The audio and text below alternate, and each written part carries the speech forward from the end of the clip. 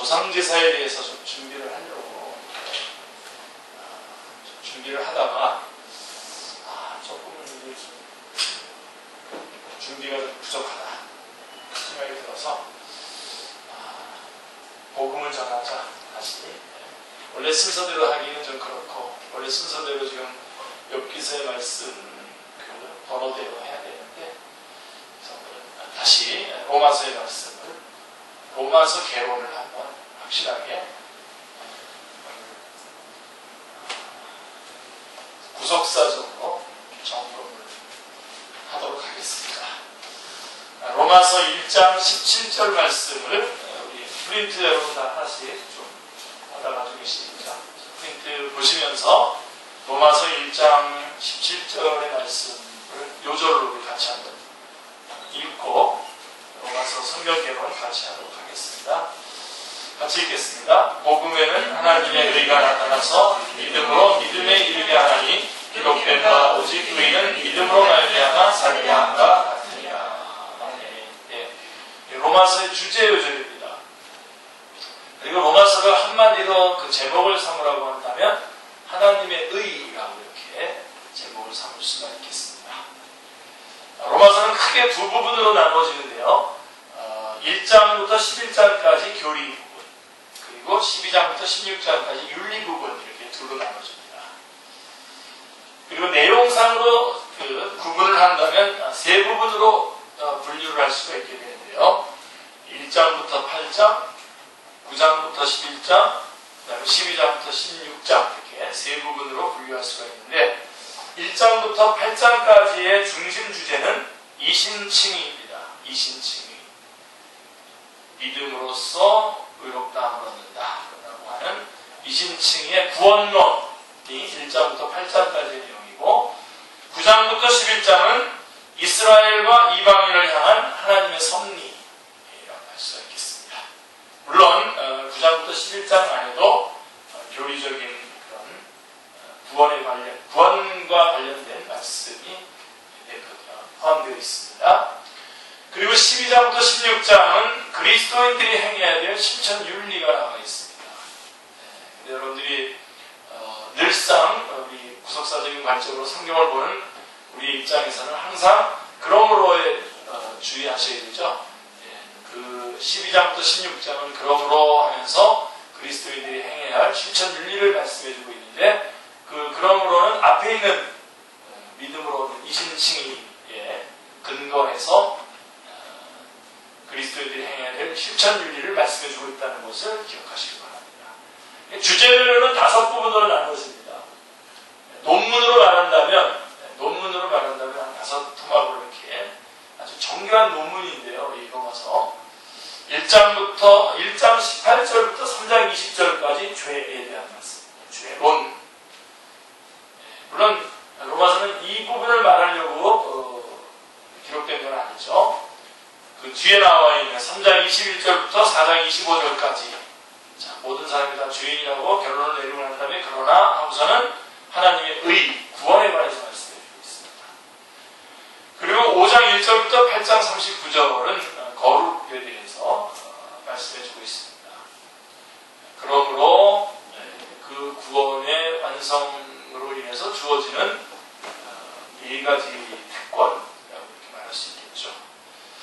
9장 1절부터 11장 36절은 하나님의 뜻, 섭리라고 말씀드릴 수 있겠고, 12장 1절부터 15장 13절까지는 헌신이라고 말씀드릴 수가 있습니다. 자, 1장 17절 앞부분에 제가 구분 안 해드렸던 1절부터 17절은 1장 1절부터 17절은 서론 부분이고요. 그 다음에 주요 요절, 주제 요절 16절, 17절 서론 부분과 주제 요절이 나오는 거고요. 그리고 15장 14절부터 16장 27절은 편지를 마무리하면서 인사를 나누는 부분입니다. 이 부분도 참 은혜롭습니다. 그리고 5장부터 8장의 내용은 4가지의 믿음으로 구원받은 자들에게 주어지는 4가지 특권이라고 할까요? 첫째, 5장에서는 하나님과의 화평, 진노로부터의 자유. 그 다음에 6장은 그리스도와의 연합입니다. 죄로부터의 자유. 그 다음에 7장은 율법으로부터의 자유. 8장은 성령 안에서의 삶인데 죽음으로부터의 자유. 이렇게 나눌 수 있게 됩니다. 그래서 성경 전체를 좀 로마서 전체를 이렇게 구분을 해보았고요. 자, 성경 전체를 반지에 비교한다면 로마서는 그 보석에 해당한다고 말합니다. 아주 가장 소중하고 아름다운 부분이라고 말할 수 있겠습니다. 자, 그래서 먼저 1장부터 좀 개론을 쭉쭉쭉 살펴본다면 1장은 사도 바울은 자신을 하나님의 복음을 위하여 택정함을 입은 자라고 소개하고 있습니다. 1절 말씀에서. 자, 사도 바울의 사명을 말하는 것입니다. 그래서 로마에 있는 너희에게도 복음 전하기를 원하노라. 1장 15절에서 말씀하고 있습니다. 그러면 사도 바울이 전하기를 원하는 복음이 무엇입니까?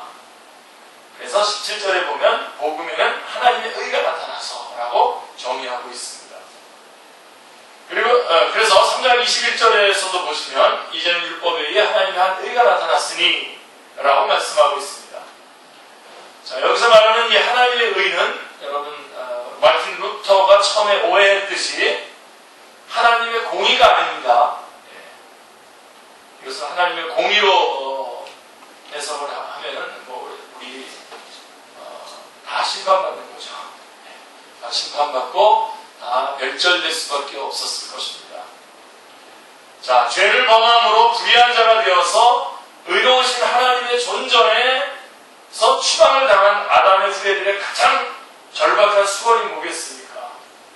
다시 하나님 앞으로 나아가는 건데 의롭다함 없이는 하나님 앞에 나아갈 수가 없습니다.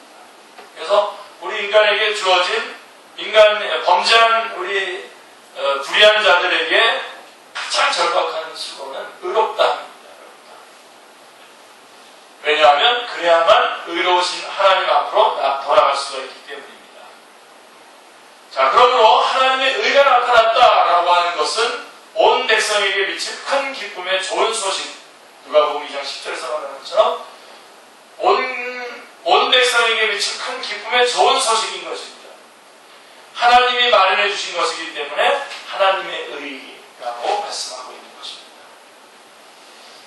구속사에 있어서 하나님의 구속의 역사에 있어서 가장 큰 어려운 문제가 뭐냐면 인간의 전적인 타락, 전적인 무능입니다. 그래서 하나님 앞에 나갈 수가 없는데 어떻게 하나님 앞에 나갈 수 있겠는가?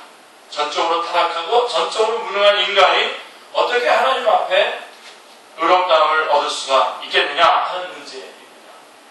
이게 구속사에 있어서 가장 큰 문제입니다. 만약에 이 점만 해결이 된다면 다른 것은 다 저절로 풀리게 됩니다. 그런데 성경은 이렇게 말씀하고 있죠. 로마서 3장 20절 그리고 앞부분 같이 한번 읽어볼까요? 이 부분, 이 로마서 3장 20절을 암송해야 되는데요. 같이 한번 읽어보겠습니다. 율법의 행위로 그의 앞에 의롭다 하심을 인체가 없나니. 다시 말해서 인간의 노력으로는 불가능하다고 단언하고 있습니다. 율법의 행위로 그의 앞에 의롭다함을 얻은 일체가 없다고 단언하고 있습니다. 그러므로 우리가 유념해야 할 점은 우리가 참 중요하게 붙잡아야 될 부분은 사람이 할 수 있는데도 하나님께서 끼어드셔서 의롭다함을 얻는 길을 마련해 주신 것이 절대로 아니라는 점입니다. 도저히 사람으로서 할 수 없는 문제를 하나님께서 해결해 주셨다라고 하는 것입니다. 그런 절망적인 상황에서 의롭다함을 얻는 방도가 나타났다는 것보다 더 기쁜 소식이 무엇이 있단 말입니까? 절박한 상황에서 구원을 얻을 수 있는 방도가 나타났다. 이게 복음이죠. 그런데 사람들이 하나님의 이 의의 규중성을 모르고 있는 것입니다. 왜냐하면 자신이 죄인임을 모르기 때문입니다. 자기가 죄인인지 모르기 때문에 죄의 결과가 얼마나 처참한 결과로 나타날 것이라고 하는 것을 인식하고 있지 않기 때문에 구속자가 나타났다, 하나님의 의가 나타났다라고 하는 것이 복음이 아닌 겁니다. 그래서 여러분 로마서 1장은 그래서 죄에 대한 말씀들을 말씀해 줍니다. 여러분 죄의 심각성은 어떻게 됩니까? 모든 사람이 죄인이라고 말씀하고 있죠, 성경은. 그러니까 우리들 다 죄인이었던 것입니다. 그런데 그 죄의 심각성은 뭐라고 말씀하고 있습니까? 로마서 1장 23절에 사망이라고 말씀하고 있습니다. 그리고 그 사망으로 끝나는 것이 아니라 어떻게 되죠? 한 번 죽는 것은 사람에게 정하신 것이고 그 후에는 심판이 있다. 심판이 있고 그 다음에 어디로 갑니까? 예수 그리스도를 자기의 구주로 받아들이지 않는 사람은 지옥에 가게 됩니다. 그게 요한계시록 20장 11절부터 15절에 보면 하나님의 그 심판의 자리, 심판 보좌에 심판하는 모습이 나와 있습니다. 그래서 죄, 사망, 심판, 지옥, 이것이 죄인들이 하나님의 의가 나타나지 않으면, 하나님께서 구원의 길을 열어주시지 않으면 가야 되는, 자연스럽게 그냥 가야 하는 길이 바로 죄, 사망, 심판, 지옥입니다. 그래서 사도 바울은 복음을 전하기에 앞서서 먼저 죄론을 1장 18절부터 3장 20절. 그래서 여러분들이 내용을 분명하게 이렇게 구체적으로 암송은 못하더라도 1장 18절부터 3장 20절 이 규절은 알아야 됩니다. 1장 18절이라고 하는 그 규절하고 3장 20절까지라고 하는 그 규절을 여러분들이 기억하셔야 됩니다. 죄론입니다. 하나님의 의가 나타났다라고 하는 말씀을 하기 전에 먼저 우리가 얼마나 처참한 곳에 놓여 있었던 자리인가, 얼마나 절박하게 하나님의 의를 기다려야 하는 입장이 있었는가를 말씀해 주기 위해서 죄론을 먼저 말씀하고 있습니다. 죄가 수만 가지가 있다고 하여도 1장 18절에 보면 하나님의 진노가 불의로 진리를 막는 사람들의 모든 경건하지 않음과 불의에 대하여 하늘로부터 나타나니라고 말씀하고 있습니다. 두 가지로 요약할 수 있는 거죠. 그러니까 죄는 경건치 않음과 불의라고 두 가지로 요약할 수가 있습니다. 경건치 아니함은 하나님과의 관계에서 죄를 말하는 거죠. 그래서 대표적인 죄로 우상숭배의 죄를 예를 들고 있죠. 로마서 1장 뒷부분에서. 그리고 또 하나는 불의는 이웃과의 관계에서의 죄인데 많은 예 중에서 성적인 범죄를 예를 들어서 바울은 설명해 주고 있습니다. 여러분, 사람과의 관계에서의 잘못도 하나님 앞에서 죄가 된다는 사실을 기억하셔야 됩니다. 그래서 하나님의 진노가 불의로 진리를 막는 자들의 경건치 않음과 불의에 대하여 하늘로부터 쫓아 나타난다. 그래서 죄를 두 가지로 구분해 주고 있습니다. 하나님과의 관계에서의 불경건, 그 다음에 사람과의 관계에서의 불의, 이렇게 말씀해 주고 있습니다. 그래서 먼저 이방인의 죄를 말씀하고 있는데요. 1장 18절부터 쭉 이어져 내려가는 이방인의 죄들을 지적하고 있습니다. 그래서 23절에 보면 썩어지지 아니하는 하나님의 영광을 우상으로 바꿨느니라 하고 우상숭배의 죄를 뽑습니다. 프린트에 나와 있는 여러분들 성경 본문이 나오면 같이 읽으셔도 됩니다. 그래서 그 죄를 1장 18절부터 3장 20절의 그 죄를 제가 나누었습니다. 구분해 드렸죠. 1장 18절부터 1장 32절까지 이방인의 죄, 2장 1절부터 16절까지 비판적 도덕론자들의 죄, 그 다음에 2장 17절부터 3장 8절 유대인의 죄입니다. 물론 그 비판적 도덕론자들의 죄는 유대인과 이방인이 다 포함됩니다. 그리고 난 다음에 결론적으로 3장 9절부터 20절은 모든 사람들의 죄, 다시 말해서 죄의 일반적인 모습을 말씀해주고 있습니다. 그래서 이 사람 저 사람 이방인이든 유대인이든 다 죄인이다 라고 말씀해놓고 또 그 한 사람 한 사람 그 사람 중에서 한 사람을 끄집어내서 보더라도 그 사람의 모든 부분이 다 죄로 물들어 있다 라고 하면서 결론을 내리고 있습니다. 그래서 1장 18절부터 3장 20절까지 죄론을 구분해 주고 있습니다. 자, 그래서 저희는 1장 32절까지 지금 일단 살펴봤고, 그 다음에 2장으로 넘어가면 2장은 그러므로 남을 판단하는 사람아 라고 하면서 2장 1절은 그렇게 시작을 합니다. 이 사람들은 자칭 의롭다고 여기는 자들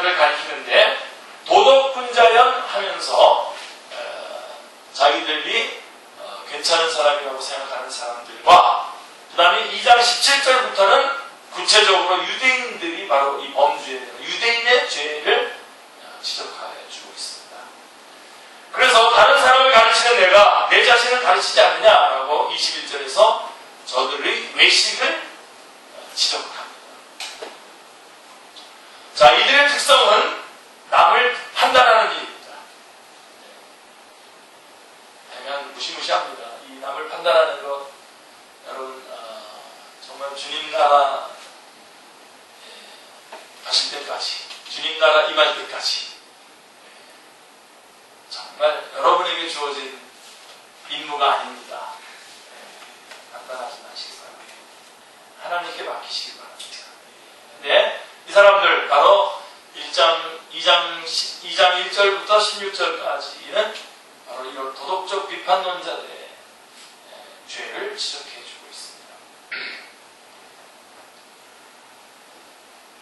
그런 자들을 향해서 3절에 뭐라고 얘기하냐면 내가 하나님의 심판을 피할 줄로 생각하느냐. 같이 읽자는데 놓치셨군요. 이런 것들 같이 읽자고요. 그러므로 28절에 표면적 유대인이 유대인이 아니요 표면적 육신의 할례가 아니라 하고 말씀하면서, 자 29절에 영에 있고 율법 조문에 있지 아니한 것이다 라고 이렇게 말씀하고 있습니다.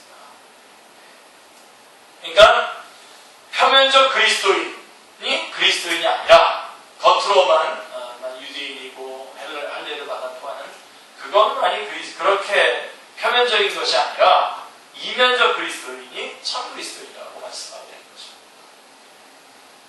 그래서 2장은 그렇게 1절부터 16절은 도덕적 비판론자들을 집중적으로, 그 다음에 2장 17절부터는 이제 유대인의 죄를 지적해 나가고 있다가 이제 3장까지 넘어갑니다. 그렇게. 그래서 3장으로 넘어가 보면 2절에 이렇게 말씀하고, 그러면 유대인이 이방인보다 나은 점이 아무것도 없단 말입니까? 범사에 많다고 말씀하면서 첫째로 꼽는 것이 뭐라고요? 하나님의 말씀을 맡았습니다. 2절에 하나님의 말씀을 맡았다라고 하는데 유대인들이, 즉 구약 성경을 기록해서 전해준 것이라고 말씀합니다. 그런데 구약 성경을 통해서 언약하시고 예언하신 메시아가 오셨는데도 정작 유대인들은 믿지 않았습니다.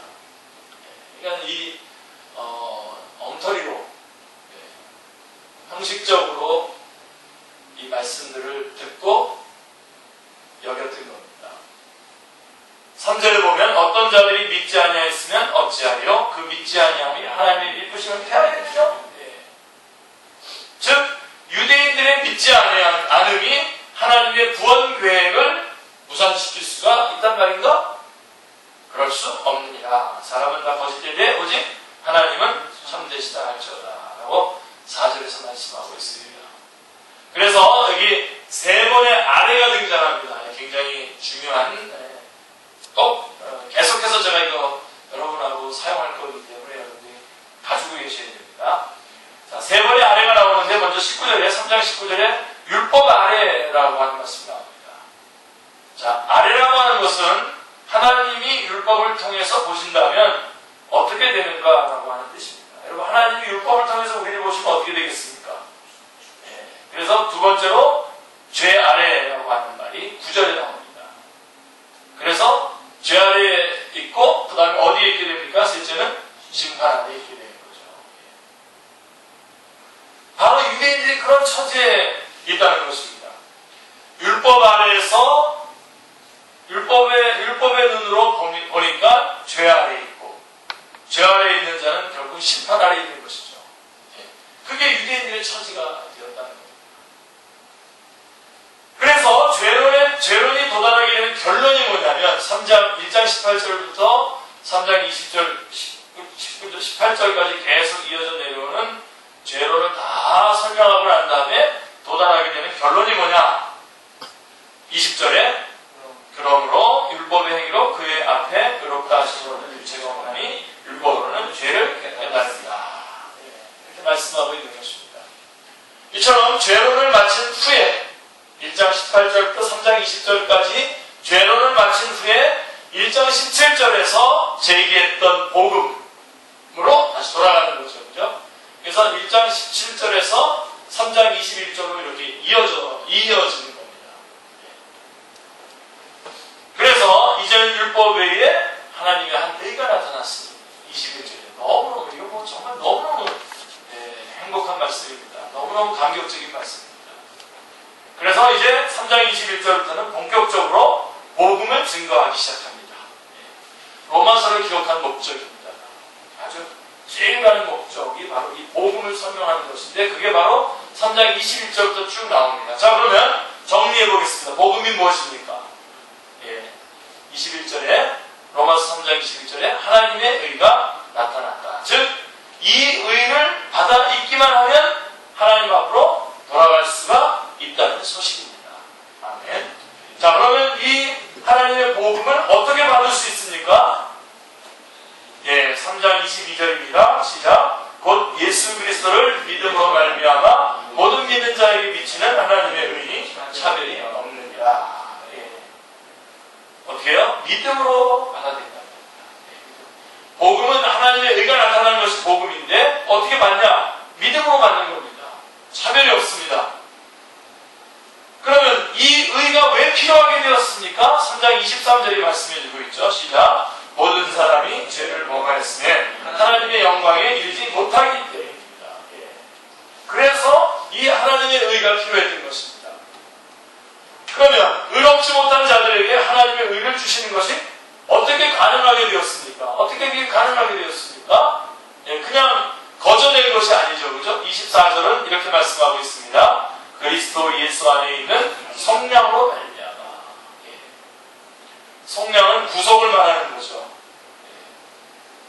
그래서 예수 그리스도께서 십자가에서 값을 대신 지불하고 죽으셨기 때문에 그래서 우리가 하나님의 의를 받아 믿음으로 받기만 하면 우리가 의롭다함을 얻을 수 있는 겁니다. 자, 이 하나님의 의는 임기응변으로 주어진 것이 아닙니다.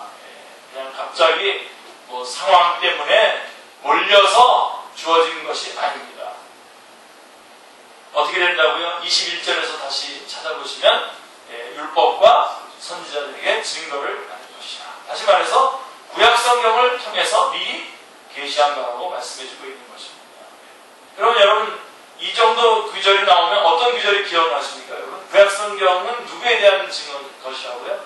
예수님께 대한 것이죠. 요한복음 5장 39절 말씀이 기억이 나입니다. 우리 한번 요한복음 5장 39절 말씀 한번 찾아서 다시 한번 확인하고 출발할까요? 다시 이어갈까요? 요한복음 5장 39절 말씀은 외우셔야 됩니다. 시작. 너희가 성경에서 영생을 얻는 줄 생각하고 성경을 연구하거니와 이 성경이 곧 내게 대하여 증언하는 것입니다. 그래서 여러분 이 구약 성경은 다 예수 그리스도에 관한 얘기입니다. 예수 그리스도의 구속의 역사에 관한 내용입니다. 그러한 모든 것들이 여러분 히브리서 1장으로 한번 가보세요. 히브리서 1장에 1절 2절 시작. 옛적의 선지자들을 통하여 여러 부분과 여러 모양으로 우리 조상들에게 말씀하신 하나님이 이 모든 날 마지막에는 아들을 통하여 우리에게 말씀하셨으니 이 아들을 만유의 상속자로 세우시고 또 그로 말미암아 모든 세계를 지으셨습니다. 그래서 그 전에는 구약 성경에는 이 모양 저 모양으로 여러 가지로 예표로 또 여러 가지 여러 가지 모양으로 예수 그리스도를 구속의 역사를 보여주셨지만 이제 마지막 날에 예수 그리스도께서 직접 오셔서 그 모습을 드러내셨다라고 하는 것을 말씀해주고 있습니다. 그러니까 이 하나님의 의는 임기응변으로 갑자기 주어진 것이 아니라 율법과 선지자들에게 증거를 받은 것이다 라고 말씀하고 있습니다. 구약 성경을 통해서 미리 계시한 바라고 말씀하고 있는 것입니다. 자, 이 하나님의 의는 배가 벗었으므로 두려워하여 숨었나이다 라고 했던 창세기 3장 10절 아담과 하와에게 가죽옷을 지어 입히시니라 라고 하셨을 때에 이미 예표로 나타났던 것이죠. 그들은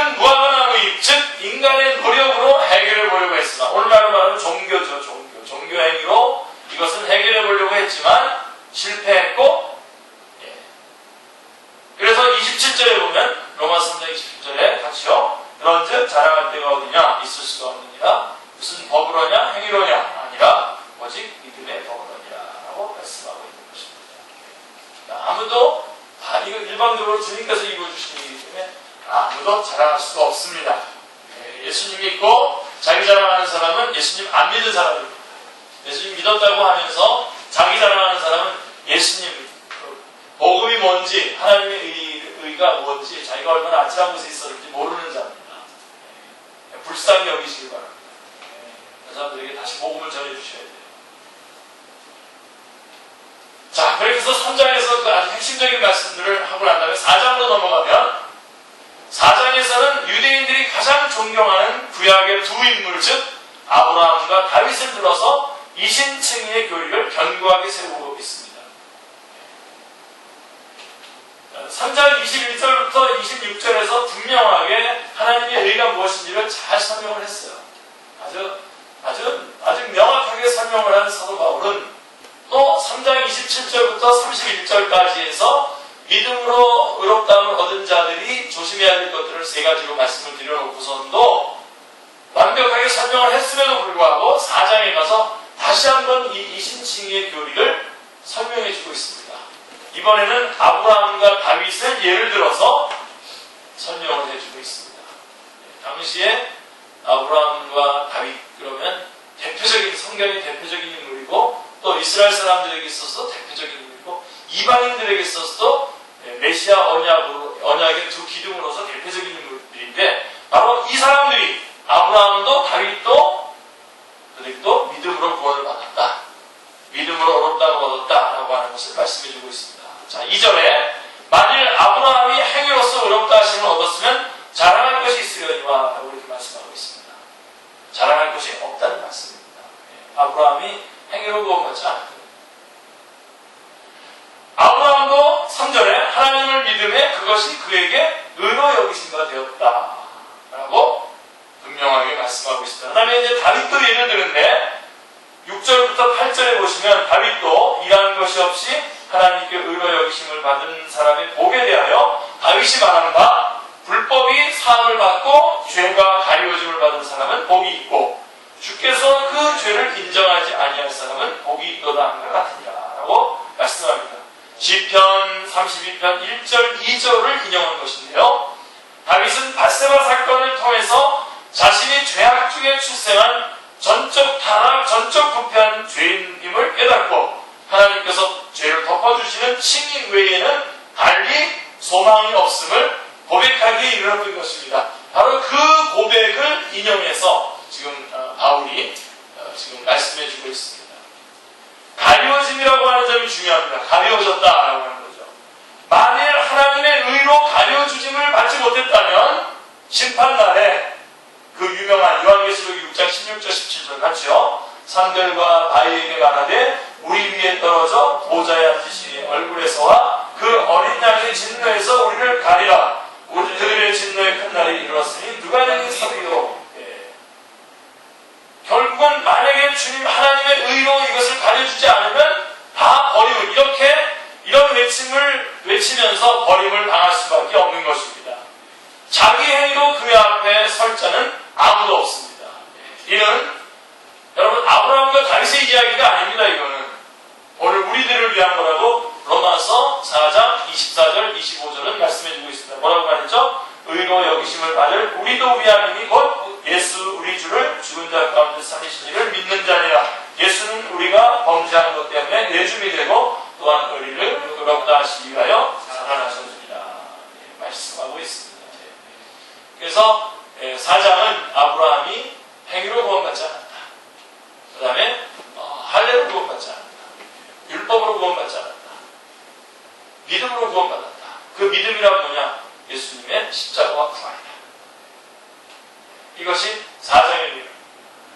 그래서 5장으로 넘어가면 이제 5장에 이제 1절에 이렇게 말씀하고 있습니다. 그러므로 우리가 믿음으로 의롭다 하심을 받았으니 그러므로 라고 말씀하고 있습니다. 의롭다함을 받은 자에게 주어지는 복 세 가지를 말씀해 주고 있는데요. 첫째로 1절에 뭐라고 되어 있죠? 하나님과 화평을 이루자. 그래서 그래서 먼저 주어지는 직접적으로 믿음으로 구원받은 자에게 직접적으로 주어지는 복이 뭐냐? 하나님과 화목하게 되는 겁니다. 여러분, 우리 인간에 있어서 가장 우선적으로 해결해야 되는 문제가 바로 하나님과의 화목입니다. 그리고 두 번째로 2절에 보면 추방당했던 자들이 어디에 들어간다고요? 믿음으로 서 있는 은혜 안에 들어감을 얻었으며 라고 2절에 말씀하고, 즉 하나님의 은혜의 보좌 앞에 들어갈 수 있게 되었다는 것입니다. 이게 두 번째 주어지는 특권입니다. 복입니다.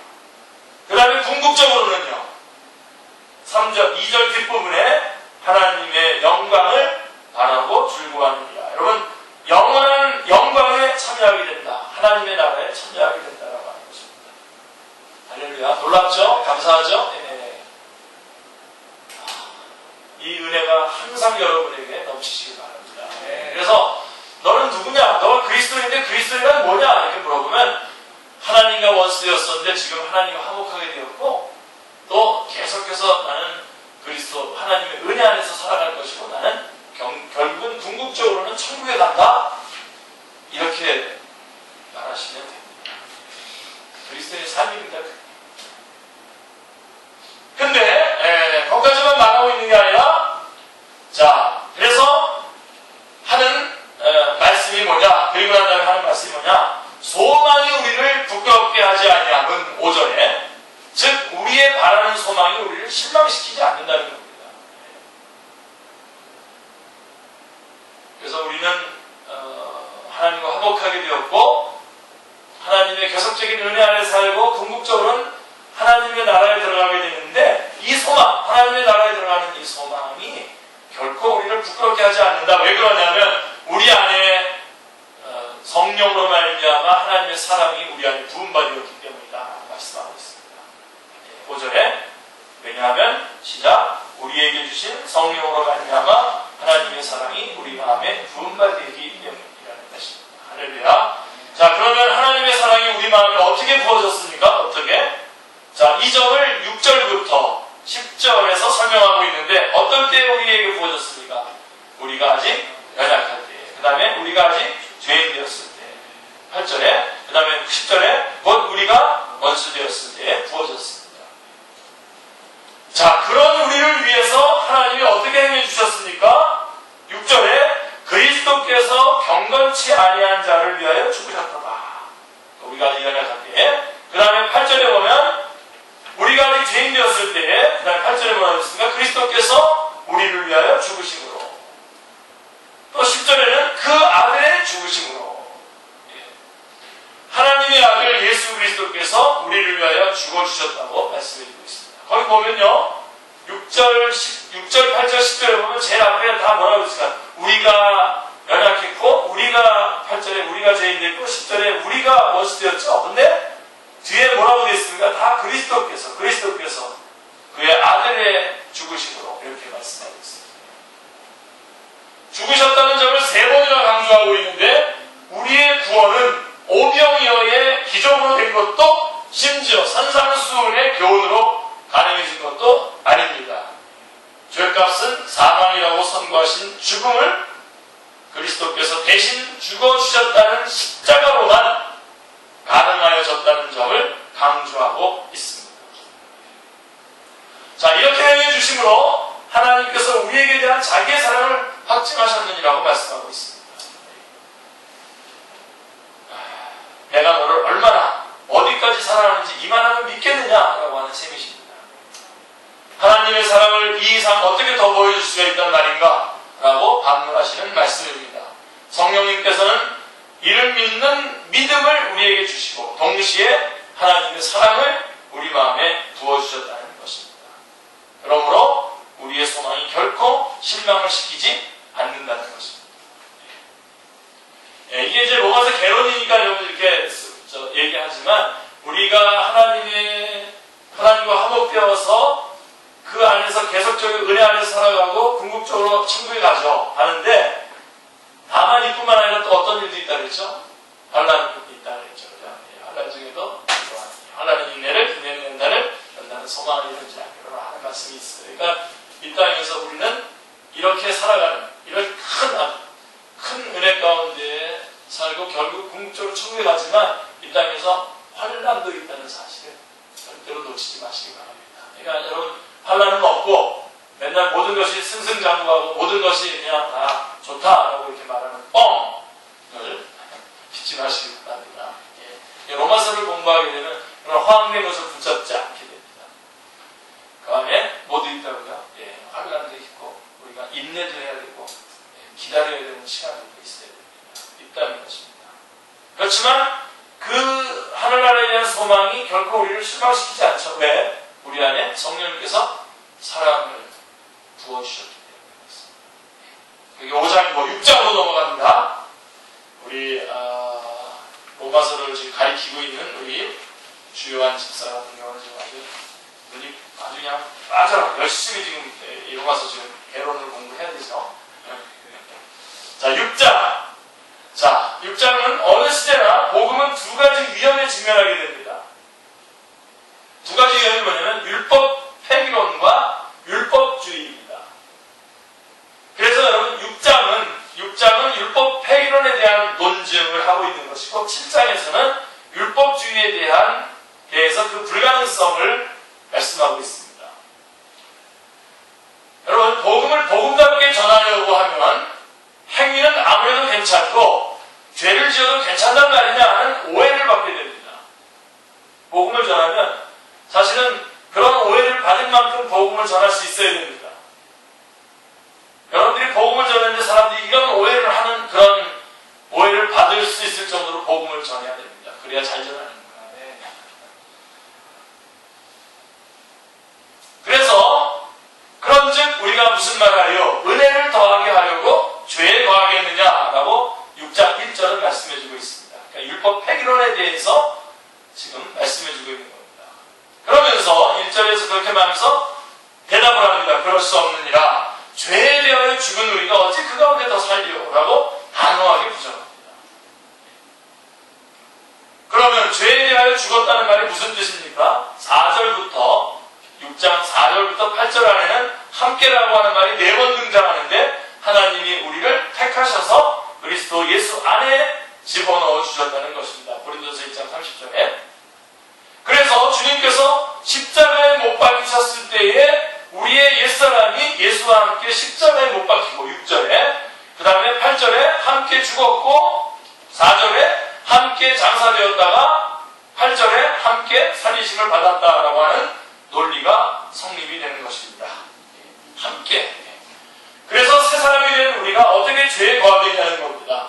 함께 그리스도와 함께 죽고 함께 살리심을 받은 우리가 새 사람이 되었는데 어떻게 더 죄 가운데 거할 수 있겠느냐라고 6장에서 말씀하고 있는 것입니다. 6장은 죄의 삭은 사망이요 하나님의 은사는 그리스도 예수 우리 주 안에 있는 영생이니라 라고 하는 결론으로 마치고 있습니다. 그래서 믿음을 바르게 믿은 사람은 율법 폐기론에 동의하지 않습니다.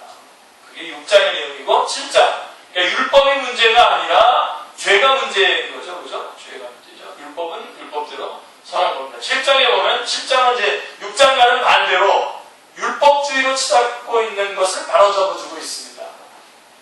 또 이제 율법주의로 가는 사람들이 있어요. 사도 바울은 율법의 의로는 흠이 없는 자로라고 빌립보서 3장 6절에서 자부하는 율법주의자였습니다. 예. 아주 심력 있는 율법주의자였습니다. 자, 그럼 그가 어떻게 해서 자신이 죄인 중에 내가 괴수니라 디모데전서 1장 15절에서 내가 죄인 중에 괴수다라고 죄를 깨닫게 되었습니까? 어떻게 이 율법주의자였던 아주 실력 있는 율법주의자였던 바울이 어떻게 자기가 죄인 중에 괴수라고 하는 것을 깨닫게 되었습니까? 7절에 보면 7장 7절에 보면 아주 재밌는 말씀이 있어요. 율법이 탐내지 말라 하지 아니하였다면 내가 탐식을 알지 못하였으리라 라고 이렇게 말씀하고 있습니다. 여러분 탐내지 말라고 하는 이 말씀은 10계명 중에서 몇 번째 계명인지 혹시 여러분 아세요? 맨 마지막 계명입니다. 내 이웃의 것을 탐내지 말라. 그게 10계명 중에 10번째 계명입니다.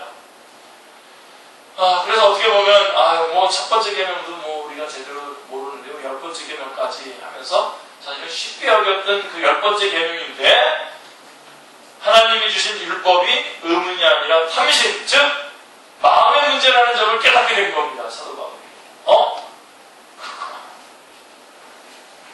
그래서 이 율법의 껍데기, 율법의 어떤 조문들을 내가 형식적으로 다 지키는 것이 율법을 지키는 것이 아니라 내 마음속에 벌써 탐심을 품었다고 한다면 그게 벌써 죄를 지은 거구나 라고 하는 것을 깨닫게 된 겁니다.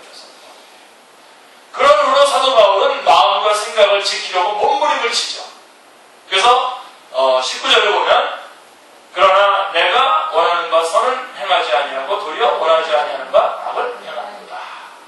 그리고 뭐라고 고백하죠? 그 유명한 24절에 오라 나는 권고한 사람이로다. 이 사망을 보면서 누가 나를 번제해야 하고 절망하게 됩니다. 이게 내가 이게 참 죄인이구나. 그러니까 율법 자체에 문제가 있는 것이 아니구나. 이거는요 사도 바울의 문제가 아니라 율법으로 의롭다함을 얻으려고 하는 자는 누구나 도달하게 되는 절벽인 것입니다. 율법을 통해서 율법을 지켜서 내가 하나님의 의에 도달하겠다고 하는 사람들에게 그가 누구든지 간에 꼭 걸리게 되는 그 벽이 바로 이 벽입니다. 7장 24절에 절망하게 되죠. 율법으로의 의무. 그래서 여러분 율법 예수님께 와서 선생님이라고 그러면서 어떻게 하면 영생을 얻겠습니까? 그랬을 때 율법을 지켜라, 계명들을 지켜라 라고 했던 그 부자 청년 기억나시나요? 이 사람은요 내가 다 지켰다고 했거든요. 그 순간에 저는 딱 알았어요. 이 사람이 거짓말을 하는구나. 거짓말을 하는 거든지 아니면 율법을 지켜보려고 노력도 안 해본 사람이구나. 율법을 지키려고 노력해본 사람은 율법을 지켜서 의로운 자리에 가기를 원하는 사람이었다면 아마 포기했을 겁니다. 그래서 예수님께서 계명들을 지켜라 그러면 이렇게 말했어야죠. 주님, 선생님, 제가 지켜봤는데요. 만약에 이게 영생을 얻는 조건이라면 저는 영생을 포기할 수밖에 없습니다. 율법을 못 지킵니다. 그러면 예수님께서 뭐라 그러겠습니까? 그래, 그러므로 너는 나를 믿어라. 그러면 이게 해피엔딩으로 끝났을 텐데 다 지켰다고 그랬더니 구체적으로 지금 자기 재산은 많은데 옆에 가난한 사람들도 많은데 다른 율법을 다 지켰다는 거예요. 지금 이 사람이. 그러니까 이것들을 다 팔아서 가난한 사람들에게 주고 나를 따라 그랬더니 그가 재산이 많아서 슬픈 근심된 얼굴로 예수님을 떠나갔다는 거 아닙니까? 기억나시죠? 그 장면. 여러분 율법을 통해서 하나님의 의에 도달하려고 하는 사람들은 결국은 다 절망할 수밖에 없습니다. 그게 7장에서 지금 말하는 결론입니다. 이건 사도 바울만의 문제가 아니라 누구나 다 율법으로 의롭다함을 얻으려고 하는 자는 도달하게 되는 절벽인데요. 그래서 6절에 그러므로 우리가 영의 새로운 것으로 섬길 것이요 율법 조문에 묵은 것으로 아니할지라고 하는 것이 7장을 해석하는 열쇠입니다. 7장 6절을 딱 붙잡으셔야 돼요. 6절을 딱 붙잡고 그 6절로 7장을 해석해 나가야 됩니다. 영의 새로운 것이란 이제는 율법 외에 하나님 한 의가 나타났으니 라고 했던 3장 21절에 복음을 말씀하고 있는 것입니다. 영의 새로운 것으로 섬길 것이요 복음으로 섬길 것이지 성령님의 인도하심으로 섬기고 하나님의 일을 할 것이지 율법 조문을 지키는 것처럼 그렇게 박박박박 기면서 의무감 때문에 간신히 섬기는 것으로는 섬길 수 없다는 겁니다. 그래서 7장은 25절에 이렇게 우리 주 예수 그리스도로 말미암아 하나님께 감사하리로다 라고 마치고 있는 것입니다. 7장 6절이 여러분들을 핵심 키웁니다. 그리고 8장입니다. 다 할까요? 아니면 8장까지만 할까요?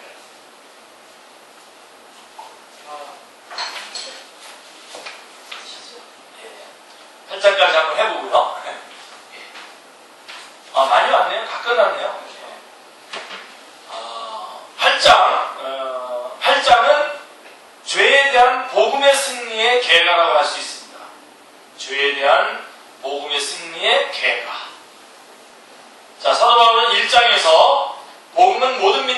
구원을 주시는 하나님의 능력이라고 이렇게 시작했습니다. 여러분, 능력이라는 표현은 우리가 하여금 구원을 얻지 못하도록 대적하는 자를 염두에 두고 한 말이죠. 그죠? 사탄도 그 힘을 쓰고 있기 때문에 이 복음으로, 하나님의 은혜로 사탄을 물리치는 거죠. 능력입니다. 그런데 8장에 이르러서는 1절에 이렇게 말씀하고 있습니다. 같이요. 그러므로 이제 그리스도 예수 안에 있는 자에게는 결코 정죄함이 없나니 하고 선언을 합니다. 만일 하나님이 우리를 위하시면 누가 우리를 대적하리요? 누가 능히 하나님께서 택하신 자들을 고발하리요? 33절. 의롭다 하신 이는 하나님이시니 누가 정죄하리요? 33절, 34절. 누가 우리를 그리스도의 사랑에서 끊으리요? 35절. 도전적으로 말씀하고 있는 것입니다.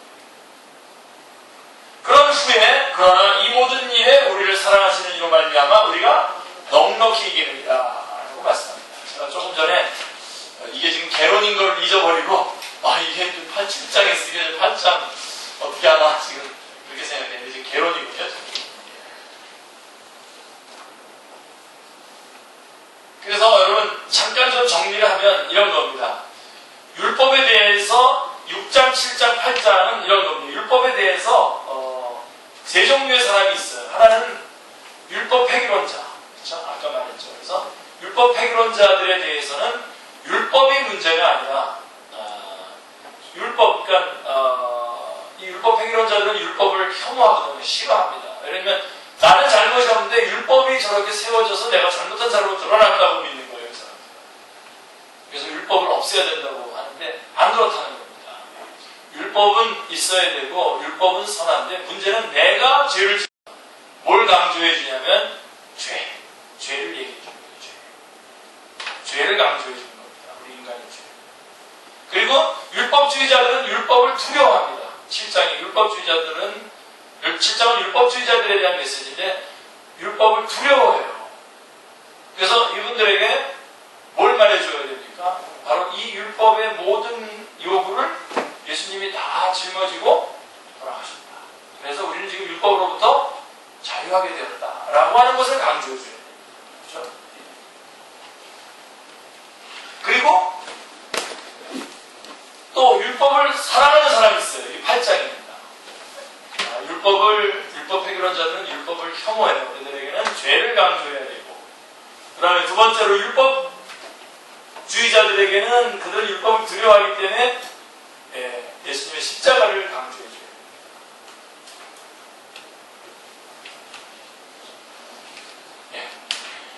그래서 그 다음에 로마서 8장은 뭡니까? 성령 안의 세상이거든요. 성령 안의 세상.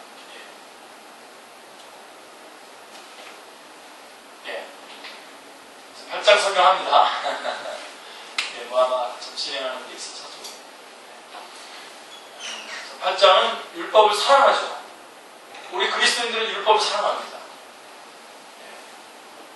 그런데 어떻게 지켜요, 율법을? 그래서 8장에서는 뭘 강조해 주죠? 예수를 믿는 사람들 안에 있는 성령님을 강조해 줍니다. 성령님이 계셔서 이제 율법을 얼마든지 지킬 수 있도록 성령님께서 함께 역사해 주신다라고 하는 내용이 8장의 내용입니다. 그래서 8장은 마지막 38절 39절에 내가 확신하노니 라고 우리 주 그리스도 예수 안에 있는 하나님의 사랑에서 끊을 수 없으리라 라고 확신으로 마치고 있습니다. 로마서를 통해서 확신 중에 확신을 얻게 되시기를 주님의 이름으로 축원합니다. 기도합니다. 9장부터 11장은요, 하나님께서는 세계가 다 내게 속하였나니 너희가 내 말을 잘 듣고 내 언약을 지키면 너희는 열국 중에서 내 소유가 되겠고 너희가 내게 대하여 제사장 나라가 되며 거룩한 백성이 되리라 라고 출애굽기 19장 5절 6절에서 이스라엘을 선민으로 택하셨습니다. 그렇죠?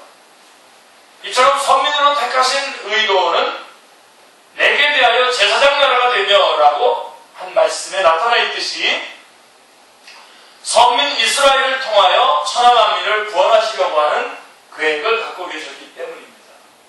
이스라엘을 선민으로, 만민을 위한 선민으로 택하신 거죠. 그래서 제사장 나라로 삼으신 겁니다. 자, 9장부터 11장은 이런 구조로 되어 있어요. 9장은 이렇습니다. 9장은 선민 이스라엘이 그리스도를 가는 겁니다. 안타깝죠. 그런데 10장에 보면 그 구원이 이방인에게 옮겨집니다. 11장은 이스라엘이 시기나게 해서 구원에 이르게 되는 내용이 11장이에요. 그래서 이스라엘의 실패가 9장이고 이방인의 구원이 10장. 다시 말해서 그리고 11장은 이스라엘의 회복, 이렇게 구분할 수가 있습니다. 그래서 아주 짧게 설명을 드렸고 12장부터 16장은요 실천윤리편입니다. 중요한 것은 이 12장부터 16장의 실천윤리에 대한 말씀의 가장 중요한 핵심은 첫 번째 12장 1절 제 앞부분에 나오는 그러므로입니다. 그러므로로 시작이 됩니다. 이제까지 내가 증거한 교리를 너희들이 알아들었느냐? 그렇다면 우리는 어떤 삶을 살아야만 하는가라고 말씀하고 있는 것입니다. 이를 한마디로 요약한 것이 12장 1절에 같이 읽겠습니다. 그러므로 형제들아 하나님의 모든 자비하심으로 너희를 권하노니 너희 몸을 하나님이 기뻐하시는 거룩한 산제물로 드리라. 이는 너희가 드릴 영적 예배라 라고 하는 말씀이죠. 그리스도인들이 하는 모든 것이 하나님에 대한 예배라는 것입니다. 자, 산제물이라고 말씀합니다. 산제물. 여러분, 순교가 더 어렵겠습니까? 계속 살아서 사랑하는 게 어렵겠습니까? 계속 살아서 사랑하는 게 어렵습니다. 여러분, 순교는 한순간에 끝나는 것이지만 산제물은 평생을 계속해야 하는 지속적인 예배인 것입니다. 그래서 살아서 하나님 앞에 항상 산제사로, 산예배로 우리 삶을 드리는 겁니다. 삶. 그래서 이제 이렇게 이 실천 부분은 이렇게 한 말씀으로 고백할 수 있게 되는데요. 14장 7절 8절입니다. 이 기절도 여러분 암송하셔야 되는데 같이 읽겠습니다. 우리 중에 누구든지 자기를 위하여 사는 자가 없고 자기를 위하여 죽는 자도 없도다. 우리가 살아도 주를 위하여 살고 죽어도 주를 위하여 죽나니 그러므로 사나 죽으나 우리가 주의 것이다. 결국은 이런 고백에 이르게 되는 거죠. 이것이 그리스도인의 실천윤리의 대강령입니다. 로마서는 이렇게 되어 있습니다. 이 로마서의 이런 아주 굵은 줄기를 가지고 지난번에 제가 중국에 가서도 이 부분, 이 로마서를 이렇게 개론을 하고선 쭉 다 설명하고 왔는데요. 모든 성경의 가장 기본이 되는 기본 교리를 확고하게 확증해주는 말씀이 바로 로마서의 말씀입니다. 기도하겠습니다.